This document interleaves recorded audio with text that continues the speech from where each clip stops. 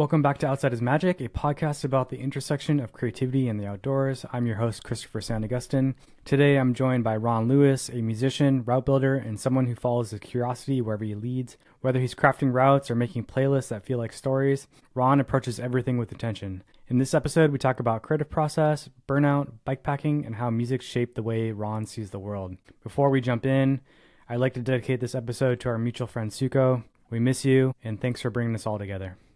All right, let's jump in.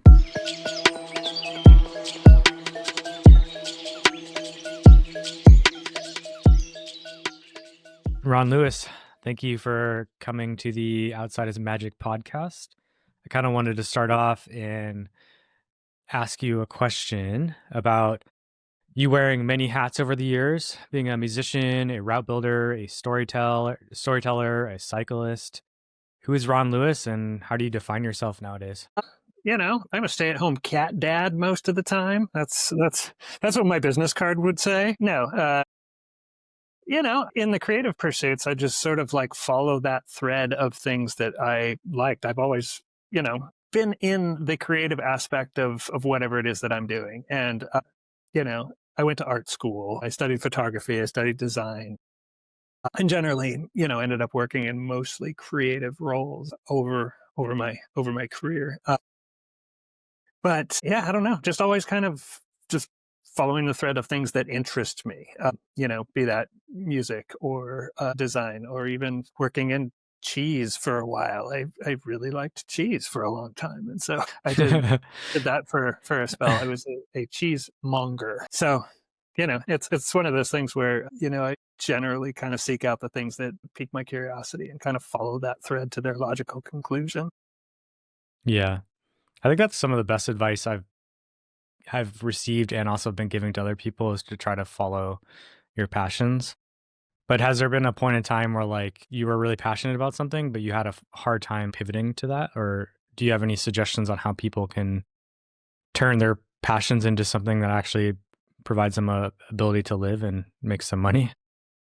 That's a tricky one sometimes because, as did happen actually with me in doing music full time for a long time, sometimes you find that what you want isn't what you actually wanted after all. Because, I always played music, always played in bands, was super obsessed with like indie rock culture and musicianship and everything involved with that. And started touring and did that for years. And, you wake up one day and you're like, I've been on the road and away from home and away from sort of the things that I, really enjoy, cycling being one of them, more healthy lifestyles. And it's something that just wasn't sustainable for me. So I kind of pivoted away from that. And the flip side to that, not to, sound too negative about that, is there also sometimes comes a point where when you start to do that thing that you're passionate about, it takes away some of the magic. And when you're reliant on it for your living, it becomes a thing you have to do and not a thing you want to do. And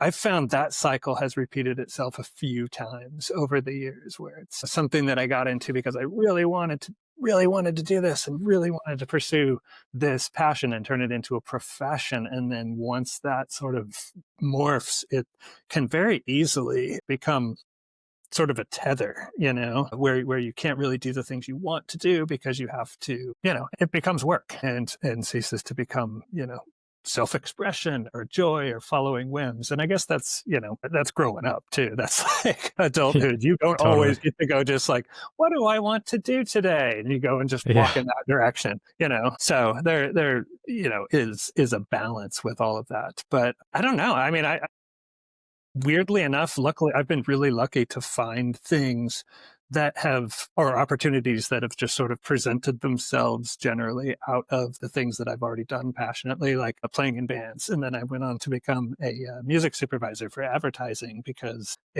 I just kind of fell in with a group of people who were doing that in a small boutique music house that was kind of coming up at the time. And so I started working and doing custom music for them and then placing, music for ads, and eventually started producing my own music for advertising. So, Totally. yeah, sometimes it just happens when you're doing your thing sort of authentically. I have found, that situations and opportunities sort of start to generate, Yeah. What's worked for me is like having, somewhat steady work or having a job, but then carving out time for myself to really pour myself into those creative projects. And then all of a sudden you're working on all these creative projects, and then you have people reach out to you because they've seen these different creative projects, and you kind of naturally transition into doing what you really want to do. Right. And it's like the more active you are, the more active you get. Yeah. And there was something that you said a long time ago that stuck with me, is that you have to always make time for doing your own work, doing work for you. Because if you're always doing the professional work, that's where it turns into the grind, and that's where the burnout happens. And that's where it sort of ceases to be something you're doing for yourself. And so if you're neglecting that, it's really easy to sort of like lose your calibration or lose your compass when you're not doing your own thing or doing the work for Yeah. yourself. And I remember you saying something about that a couple of years back, and I was like, wow. And I realized I wasn't doing that. I was working, in a role where I was very much not doing my own work. And then the last thing I wanted to do after working 8 hours sitting here in front of a computer writing and dealing with, creative assets was do more writing in front of a computer and working with more creative assets. So it's like, yeah, you have to be careful where you spend your time. If you don't do these passion projects and explore these other things, how can you really figure out who you are? Like you need to lay down the paint and just figure things out. And the only way you can do that is by trying a bunch of different things. Right. It's a messy process. You kind of got to get your hands dirty before you figure out which one of these, whether it's writing or filmmaking or editing or musicking or whatever it is, you got to dabble and play around and allow yourself the space to do that. Yeah. What were your early days like? Where did you grow up, and were you in a creative family? No, I was in a fairly straight laced kind of middle of the road family. I'm from Pasadena in the LA area, but ended up moving out to the East Coast because my stepdad got a job out there. And so we moved out to Fairfax, Virginia, outside of Washington, D.C., very suburban, very kind of disconnected coming from like Southern California.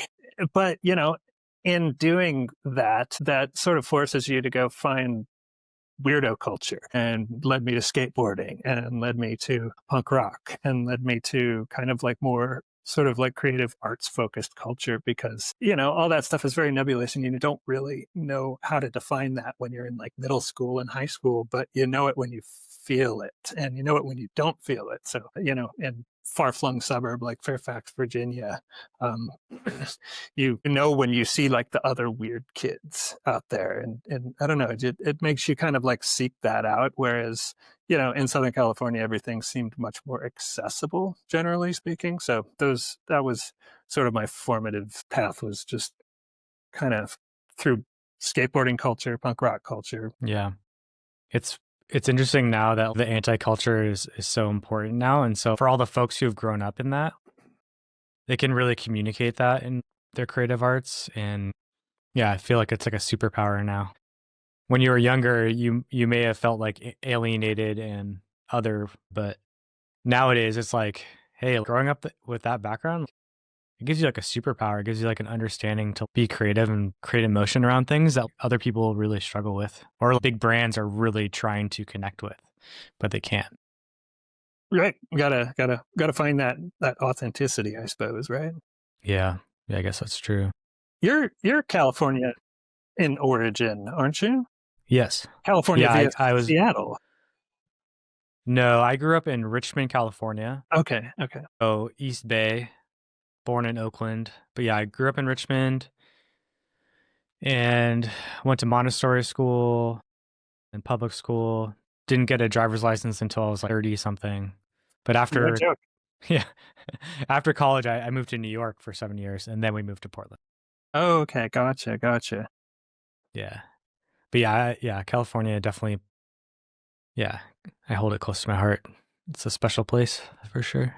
Yeah, absolutely. I guess one part that I forgot is I went to school in Missoula, Montana, which was very informative as far as like the outdoor leanings, because everything there is like focused around the outdoors, even if it doesn't seem like it at first, you know. I always want to go back and Yes. ride there. And every time, for some reason, I end up going out there, it's like the heat of summer, or it's like a wildfire season or something. They're very Yeah. prone to wildfires there, but the riding from town in Missoula is so incredible. You can just hit any number of different, like full on trail systems right from the center of town.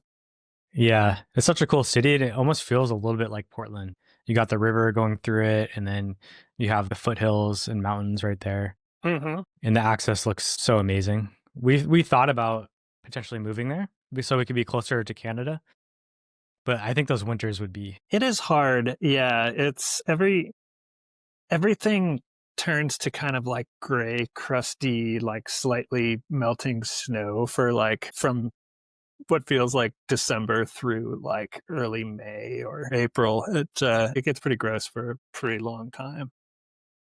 Yeah.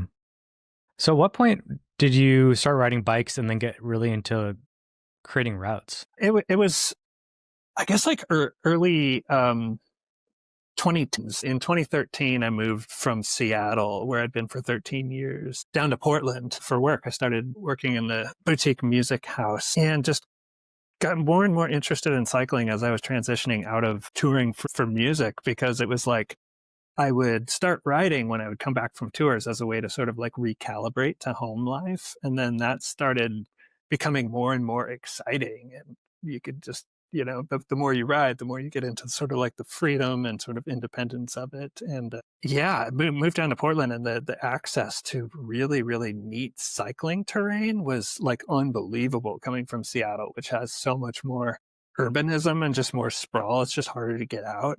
And when you come down to Portland, it's like, oh my gosh, you can get into the woods and into the trees and into the green spaces like right from town. It was pretty eye opening. And you know, like a lot of people do, I got into the racing thing and raced for a couple of seasons, but it was, you know, this was about like 2015, 2016, and just started getting pickier about where I rode and with who I rode. As anybody has been on a racing team, it's like you don't always get to choose where you ride and how you ride. It's a lot of group dynamic. And my buddy Brandon Day and I were on the, I guess it was called the Swift racing team at the time, and we always wanted to go out in Forest Park and go like explore kind of like gravel roads and just see where they went, and go out into the hills and check out weird, you know, random little portals through the woods. All of our teammates would be like, "Yep, I got to stay in zone 4 today for 2 hours, so can't do a ride that long, or I'm training, or I got to race tomorrow." There's a million excuses of why racers don't want to go ride and have fun. And the more we encountered that, the more we were just like, this is not really our preferred mode of riding. And so we would just go off and gravel explore. And that was sort of my transition to more exploratory, adventure centric riding. Was, you know, the transition away from racing. There was one really memorable race that was so horrible, I actually ripped my jersey off and like flicked off all the people that were cheering at the end, because they were like, "Good job, man!" And I was coming in last, and I threw my bike, and I was like, "No, that's not a fucking good job. This course sucks. Racing sucks. I'm terrible. This is awful. I feel like shit." And hopped on the same bike like once I cooled off. And this was when they were having cross races at the Cooper Spur Mountain Resort on the east side of Mount Hood, which, if you know that area, it's situated right at the base of this amazing road called Cloud Cap Road, which is literally a 10-mile climb with like 21 switchbacks, like up to like, I think it's like 7,000 feet or something. And just to like blow off steam, I just like followed the road and climbed all the way up to the top. Up there at the top, I ran into a guy named Kevin Purcell, Golden Pliers Kevin, who just happened to be up there with a buddy of his on these huge rambling adventure bikes. They were drinking beers and eating gummy bears. And I was just like, what am I doing? I am doing it like all wrong, when I saw like how relaxed and what a good time they were having. And it was kind of like an epiphany. It was like, okay, there's what I don't want out of cycling, and there's what I do want out of it. And it was, they kind of clashed and met in the middle on the same day. Yeah, that's funny. When I first moved to Portland, I got brought into this like kind of older friend group. They're now in their mid 50s, and they kind of, I didn't drive at the time, so they had a blast kind of taking me around all of Oregon, Washington, showing me all the trails. But something that stuck with me is that my buddy said, one day you're gonna have to decide between racing cyclocross on a weekend or going mountain biking like in, the all time season, right? In fall, early winter, Yeah. where it's amazing. And he said that, and I'm like, I didn't get it at the time because I was still kind of in the racing mode a little bit. But as soon as I figured it out, I was like, wow. I mean, it's right. He's right. Are you going to spend your whole day to race 40 minutes and drink beers and yell at people? Or are you going to spend all day in the mountains just kind of immersing yourself in the ride? Yeah, exactly. That immersion and that experience just became more and more compelling. And yeah, exactly. That Speaking of immersion, I feel like a lot of people, when they go to build routes, it seems very analytical, just building routes and not thinking too much about it. But I feel whenever someone rides your route, it's like very, I don't know how to articulate it, but it almost feels like a musical composition where you're linking up the best of the best and you're building these highs and lows and like these, yeah, it almost feels like music to me. How does it feel well, to you when you I make that I route? appreciate that comparison. I mean, for me, it's always a process of linking up different things that I find interesting, and I know a lot of people when they make routes, they're just looking at either the numbers or the time and the distance, and using those metrics to create sort of like an acceptable route. But I've always sort of looked at it, and this stemmed from that sort of like exploratory period, like post racing, was like, where do we want to go and what do we want to check out? And when you start looking at the maps and you see these little fun focal points, or you read about things that you're interested in seeing, or find out about a certain road or a certain trail that you're interested in riding or checking out, and you want to figure out a good way to get there and a good way to get back. And we kind of started by doing that, building it that way, like just linking up focal points or things that I was interested in seeing. And the more you do that with varying degrees of success, the more you kind of get a little bit more of like an intuition for like what's going to be good, what's going to be like not so good. You kind of get a feel for what roads, what areas, what things to look for when you're putting them together. But it's also, having gone to like art school, it's a very visual thing, laying out routes. It's like it's a very, I don't know, kind of intuitive process when you're building them. For me, anyway. And how about your route descriptions? I think that's another cool thing about what you do. Like your route descriptions are like super poetic and mystical. How did that come about? That's just how I express it. I don't know. That's just what feels natural in wanting to share the experience, because it's like, you can say like, okay, go out to this spot, turn left at the fork, go 3.4 miles, go up the hill, and you can describe it, in very literal terms, but that's not really how you experience it. And in wanting to share these things, that's share these places and these experiences and these rides. That's, I think, I want to that what I feel compelled to share the most is that experience, is like what it feels like going through this area, what it smells like, what the whole thing, what the overall takeaway is, and not necessarily just how far it is, how high it is, how long it takes, where you go left, just these sort of like dry, literal sort of like descriptors of where you are. But this sense of place, kind of create a, I guess that's sort of classic marketing, right? You just you want to sell the idea and say like, this is what's awesome about it, this is what it's like, put yourself in this moment. So I don't know, that's just how it turned out. That's kind of the only way I know how to do it. Yeah. Have you always been a writer? No, no, not really. I, was more of a musician and visual artist, but it's something I enjoy doing. It's something I've always been like self-conscious about not being very good at, and so it's something I try to work really hard at. And in doing that, that sort of also became my job. I became sort of like a copywriter. So you can right to serve a purpose, I suppose. But then there's that doing it for yourself, which is kind of like the projects that I work on with OMTM is that's the stuff that I really like to develop. And that's the part that's for me, you know? Yeah. At what point did building routes turn into Our Mother the Mountain? At the literal point was like 2016 when my buddy Brandon Day and we both worked at a boutique music house called Marmoset, which I described. But we were both really into cycling and exploring, and we wanted a way to share these things. And we were working with a lot of creatives and folks in the agency world, and we were really psyched about like Rafa style branding and the way they kind of like sold the experience of cycling. And so we kind of like sought to initially just put it together as almost like a branding experiment, just to kind of like, you know, you know, compile all these routes that we've been putting together into one place. But then the more we started putting together the profiles, the more we kind of got into the presentation of it and the kind of artistry of, trying to kind of sell the routes and, you know, just make them feel like something you want to go experience. Yeah. And another aspect of it is that you host big group rides and you're bringing the community together, which is really cool. Yeah. I mean, we did that for a while.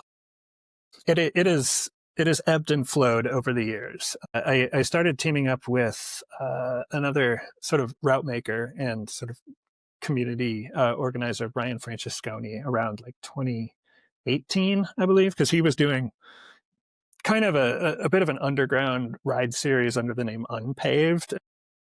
We just kind of ran into each other through, opposite ends of the Portland cycling community at one point. We're just like, hey, we should collaborate. And so we started putting on rides almost monthly, I think, under the OMTM banner where we would publish the routes on the website. And then we'd basically just advertise via social media, and then we'd get lots of people coming out. A lot of the times there would be like, a big epic version of the route. There would be like some middle ground that we would call the standard, and then there would be a shorter kind of mini version. So there was a little bit of something for everybody. And we did that for a number of years. But it's funny, like almost like too many people started coming out, and they started to it started to get kind of blown out, and we started getting really worried about liability.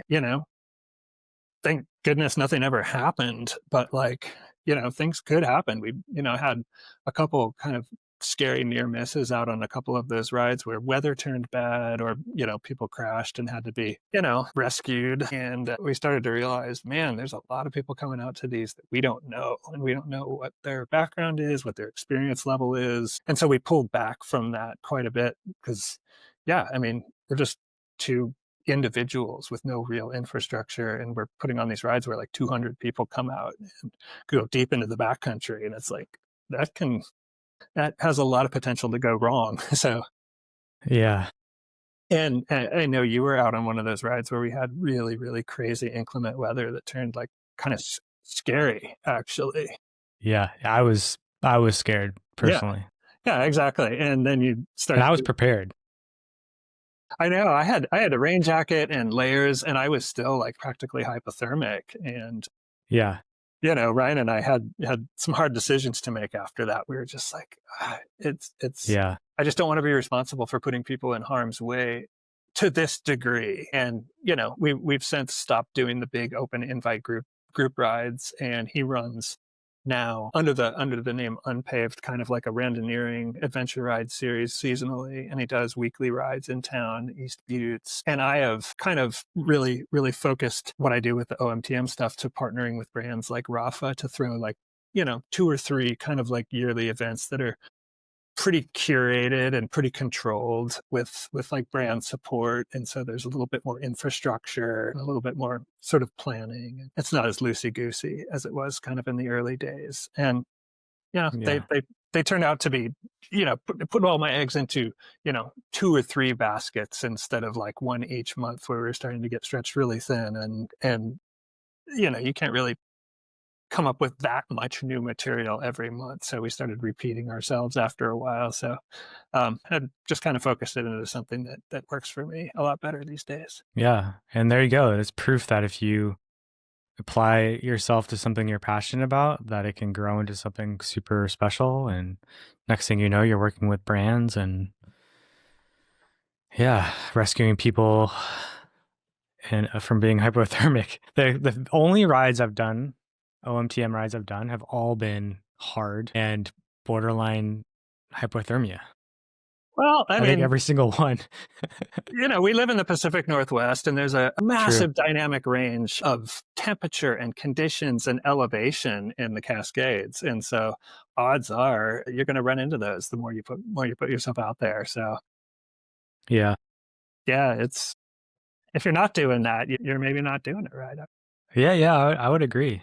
Right. Some of my favorite things to do is to chase last tracks, is kind of what I call it, like in high country. Mm-hmm. Just really just kind of pushing the limit of, hours away from potentially being caught in a snowstorm, but just getting those last tracks before it gets put to sleep.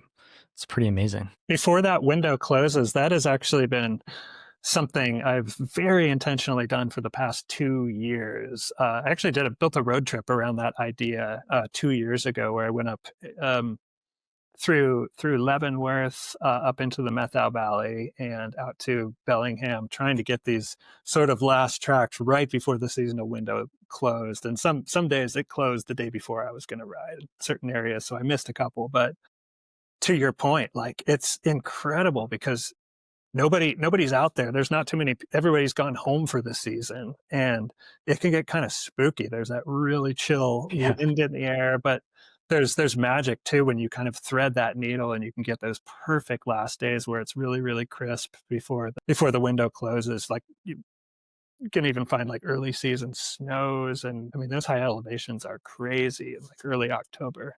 Yeah. You ride alone a lot. Do you have any fear of going into the backcountry on your bike? Like climbing up some fire road way back in the mountains and running into a cougar or a angry redneck?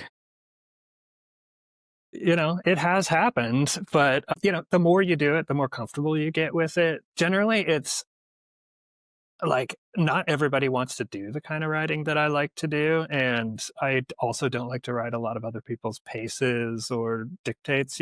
So it's just kind of a default. But yeah, you definitely have to be more, I think, a little bit more careful, a little bit more conservative, because I've broken frames back in backcountry areas. I've dislocated shoulders and had to like out. And you definitely have to be more conservative in your riding. You don't want to be like sending things and hitting booters when you're like 30 miles back in the backcountry, particularly like when you're mountain biking. It's just like you really have to keep kind of things, appropriate to where you are and how high the consequence is back in there. But I end up riding solo a lot just because, like, you know, good company is hard to find. And when you get really, really specialized in the stuff that you like to do, the fewer and fewer people generally like to do that same thing. And I don't really like to talk on climbs either. So when I'm climbing and people are chatting at you and be like, so what's your deal? What you got going on for the summer? And I'm like huffing and puffing. I'm just like, talk at the top, talk at the top.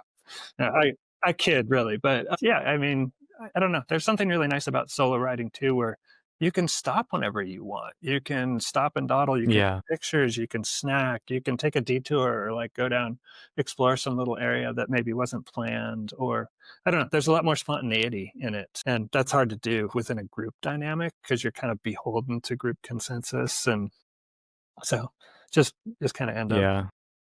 being solo a lot of the time. So yeah, it is a little bit more risky, but I tend to ride fairly controlled. Like, I don't get super sendy or like overly ambitious. There's some people who don't have that thing that makes you that gives you that trepidation about like, oh, the weather looks pretty bad up there, and it's kind of crazy. But those are the folks who end up doing pretty crazy epic rides, and that's more the kind of endurance racing sets. It's like some of them, my buddies who do that, I'm kind of like in awe of, because it's like, oh man, if I see the dune clouds up there and I know it's starting to get dark, I don't push on. Usually I look for an excuse to turn around or, you know, Yeah.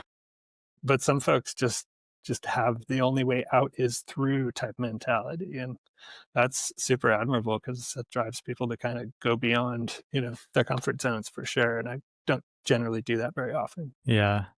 Yeah, I really enjoy riding alone too. It's a time where you can really just be in your own head, just thinking about things. And especially lately, I like to go into the backcountry because I have these like, I don't know where the fears come from, but just like it's literally I'm always scared of cougars for some reason. Oh, I'm they're not scared about dangerous. like going fast. Yeah, I'm not They're scared about going actually dangerous. fast or crashing. Yeah, it's like I don't know what it is. Just a few years ago, it kind of happened. It came out of nowhere. But now lately, I've been enjoying going into the backcountry and yeah, just getting lost in my thoughts. And then also now I use it as a time to think about my brother who passed away, and I think about Suko a lot. Yeah. Who rest in peace. I think a lot about like, all right, I'm doing this for Suko. Just being in the mountains where it's quiet and nothing but the breeze and the birds and the sounds of leaves and stuff, and then you can kind of just be present with yourself and everyone else that you're thinking about. Yeah, he was Yeah. a big sort of proponent of that sort of very zen-like solo ride where you're just sort of out there appreciating the simplicity of what you're doing and not trying to make it more than it is, but just really, really appreciating the simplicity of the ride. That was such a Suko thing, you know? Yeah. Yeah, and it really just shows how special all the things that we do to bring people together. You meet that one person who changes your life forever. It's all worth it. Yeah, absolutely. Yeah. Looking back on your like creative and professional journey, what has been like a huge lesson you've learned? There's so many. Yeah, I mean, there are so many.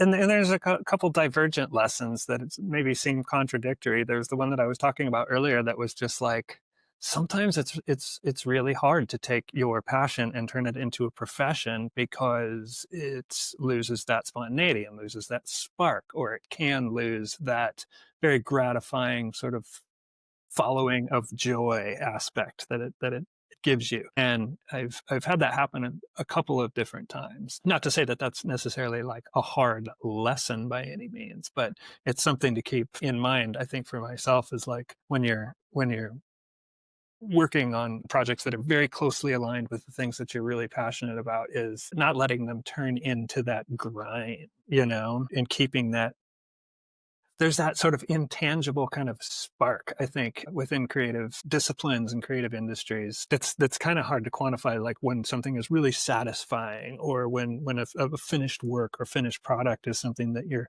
really, really excited about, or even process that you're really excited about. And not losing sight of that, because it's really easy to have happen when you get kind of cynical or you get burned out or overloaded, losing sight of the fact that you're like, I get to write about bike stuff or bike adventures or adventure culture, as part of a job, that may seem kind of cynical to be like, oh yeah, this whole thing, So not losing sight of that, I think, is one of the lessons that keeps recurring. Yeah. Yeah.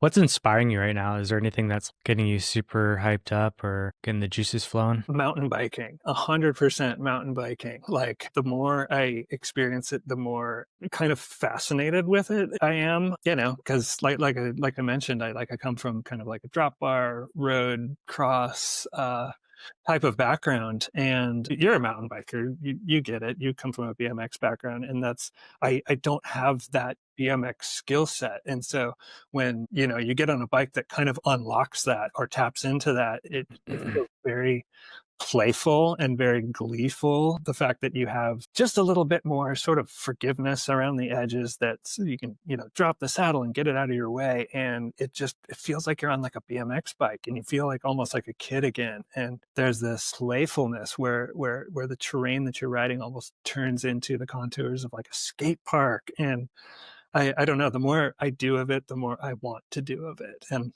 I got, my first actual full suspension trail bike a couple of years ago. I got it secondhand from a friend, and it's just unlocks so much terrain. And that's sort of where my head's been for the past couple of years, is like kind of chasing that. And it just provides more solitude. You can get out there into deeper terrain and see kind of like neater things and stuff that's way more sort of under the radar than you can riding fire roads Yeah. or gravel that's like car accessible. So yeah, just all things mountain biking has been very exciting to me. Plus there's so much like engineering and technology that goes on with it. It's like a whole world to peel back all these layers that I don't really know very much about. So there's been a big learning curve, and so it's a lot to dive into. Yeah.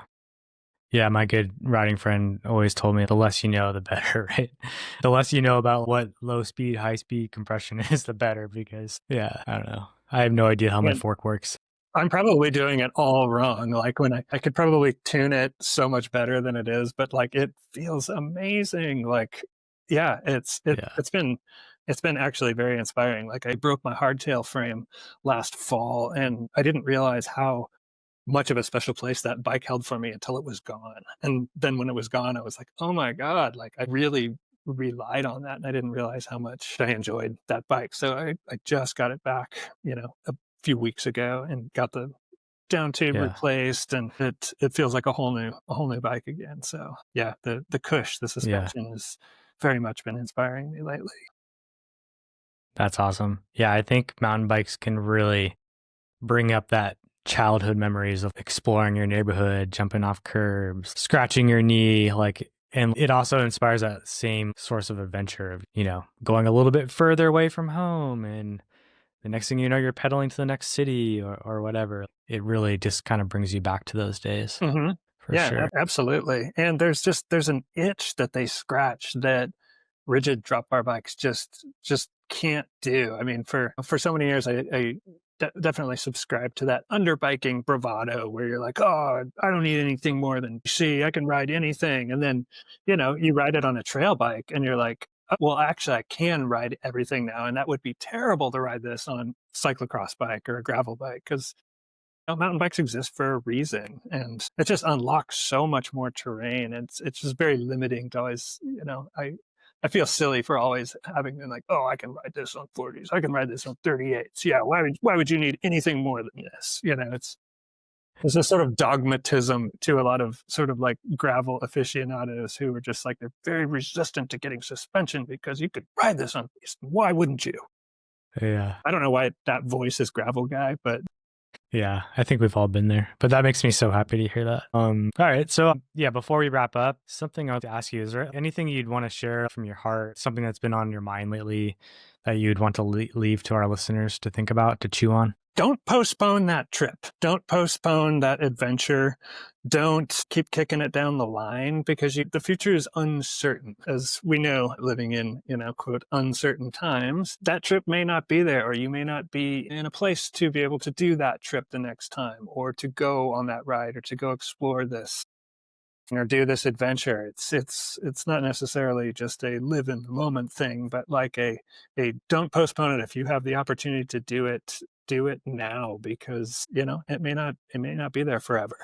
And a lot of the terrain where we love to ride is under threat. A lot of the sort of public lands future is uncertain. So ride it while you can, do it while you can, get out there and see it while you are able, is, I think, something I keep coming back to these days. Yeah.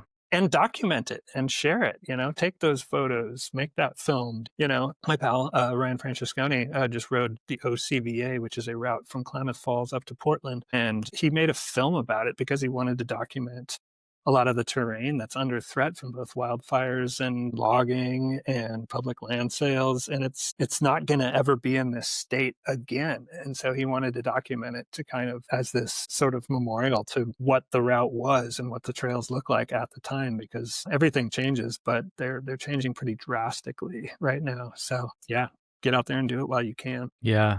Yeah. And to build upon that thread, like, don't put off that project.